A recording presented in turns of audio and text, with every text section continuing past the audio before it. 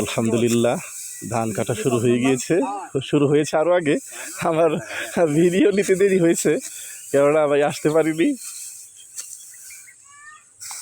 আমার নরেশ কাকু ঘেমে গিয়েছে।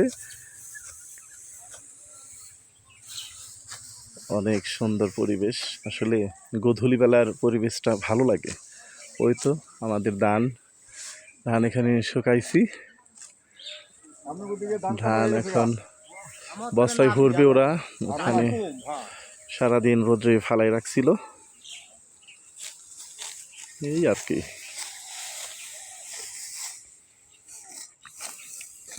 কাকু কি চলে, কেমন বুঝতেছেন?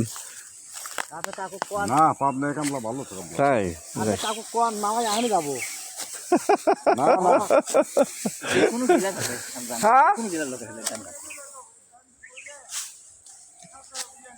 আচ্ছা চলেন, দেখছি আপনারা পারেন, দেখছি। আলহামদুলিল্লাহ, উঠেন উঠেন, বাদ দেন বাদ দেন। আরে কাটো ভাগাটা ই করবো না। না ওই যে ধানগুলো ভইরা উপরে উঠাক, উপরে ঘরে উঠাক।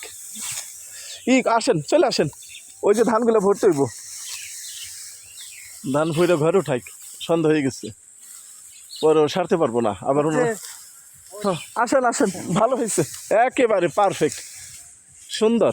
আসেন।